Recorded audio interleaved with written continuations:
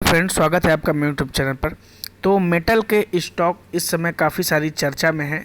ये जो आपके सामने लिस्ट है आयरन प्लस मेटल की है। आज हम मेन फोकस करने वाले मेटल के स्टॉक्स की। देखिए, मेटल के स्टॉक्स में चल क्या रहा है।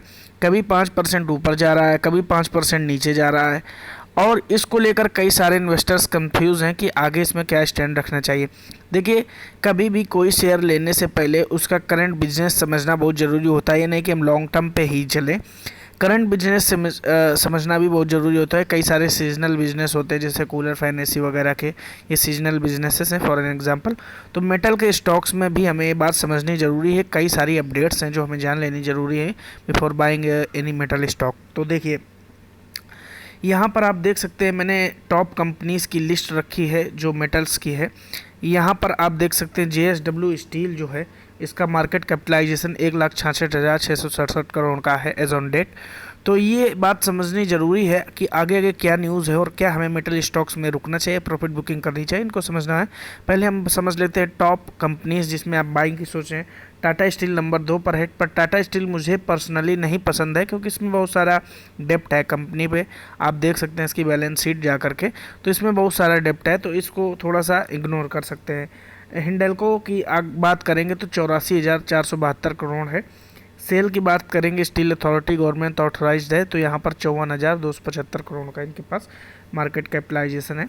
NMDC की बात करेंगे तो 52,076 करोड़। जो स्टॉक मुझे बहुत पसंद है जिंदल स्टील, वो है 40,331 करोड़ का मार्केट कैपिटलाइजेशन। बाकी जो स्टील हैं वो मैं इग्नोर करता हूँ। मुझे इन टॉप शेयर्स में जो दो स्टील के स्टॉक्स पसंद हैं। पहला तो जिंदल स्टील है और एक JSW स्टील है। ये काफ़ी स्टेबल है और इसने काफ़ी अच्छे रिटर्न्स दिए हैं पिछले कुछ दिनों में, कुछ सालों में। तो आप समझने की वाली बात है कि देखिए JSW स्टील, पहले मैं इसकी शुरुआत करूं इंडिविजुअली, इसके पहले आपको ये समझना जरूरी है कि देखिए स्टील में क्या होता है। स्टील के स्टॉक्स का आप नियम समझ लीजिए। एक टाइम होता है जिसमें इसमें एक डिमांड बढ़ती है स्टील के स्टॉक्स में, और डिमांड मेनली जो डिमांड कंज्यूमर है वो कौन है? चाइना। मैं आपको साफ साफ बता दूं तो चाइना सबसे ज़्यादा इसका डिमांड करता है इंडिया से। तो इंडिया का सबसे ज़्यादा एक्सपोर्ट जो होता है स्टील का, वो होता है चाइना पर। अब चाइना ने एक पॉलिसी लाई, पॉलिसी में इन्होंने अपने मंत्रियों जो भी उनके यहाँ चलते हैं, उनके यहाँ तो पहली बात तो लोकतंत्र है नहीं। उन्होंने कहा कि भाई स्टील के जो प्राइसेस हैं उनको हम कंट्रोल करेंगे, उसको हम बढ़ने नहीं देंगे।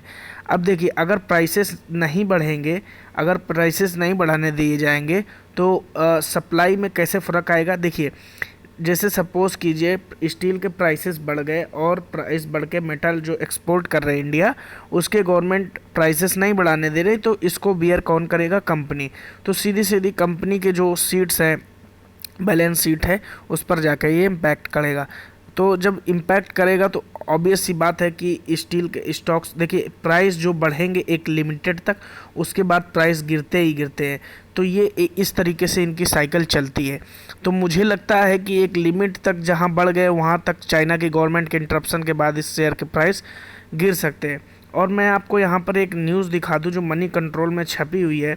एक बहुत ही अच्छी रिपोर्ट है, Tata Steel annual report, focus back on growth but with an eye of leverage. Motilal Oswal ने कहा है कि जो फोकस है वो ग्रोथ पर वापस है, लेकिन आप अपनी प्रॉफिट बुकिंग ज़रूर करें, यानी कि लाभांश ज़रूर देखें। तो ये अगर आप नहीं देख रहे हैं तो आप अपना नुकसान कर सकते हैं, यानी प्रॉफिट बुकिंग करते रहें। How to trade in metal stocks, here strategy. आप ये समझ सकते हैं, इस आर्टिकल को पूरा जाके पढ़िए, ये आपका छपा हुआ ब्लूमबर्ग क्विंट में। तो यहाँ पर आप समझ सकते हैं ये जो बात लिखी है, कुछ ही शब्दों में इन्होंने सारी बात कही है जो मैं आपको समझाना चाहता था, इसलिए मैं आपके सामने आर्टिकल ज़रूर पेश करूँगा। ये आप समझिए, whenever the prices go up brownfield capacities gets added. If the cycle continues, the manufacturer starts thinking of greenfield capacities. After a certain price point, the demand for the particular commodity also starts reducing. यानी कि एक एक हद तक बढ़ने के price बढ़ने के बाद डिमांड जो है घटती है। यही लिखा है यहाँ पर, demand for the particular commodity. Commodity means यहाँ पर आयरन, मेटल, इन सब से रिलेटेड है। Also starts reducing so the price can not keep going beyond, यानी कि एक सीमा के पार इसलिए प्राइसेस नहीं जाते हैं क्योंकि डिमांड घटने लगती है। तो प्राइस जो बढ़ रहे होते हैं, जो कि डिमांड बढ़ती, डिमांड और सप्लाई का रूल ही समझ ले अगर, तो ये बात है। How that is how cycle gets formed, तो इस तरीके से ये साइकिल बनती है। That's how a cycle gets formed. तो ये चीज़ यहाँ पर लिखी हुई है, तो यहाँ पर थोड़ा सा आपको समझना पड़ेगा इस चीज़ को समझने के लिए। देखिए यहाँ पर ये जो भी आर्टिकल छपते हैं, इनको आर्टिकल को पढ़ने के बाद, अपनी एनालिसिस करने के बाद और बैलेंस शीट देखने के बाद ही ब्लाइंडली किसी को फॉलो नहीं करना चाहिए, उसके बाद अपनी डिसीजन लेना चाहिए। तो मुझे ये लगता है कि ये जो लाइन लिखी हुई हैं ये बेस्ट है एक्सप्लेन करने के लिए।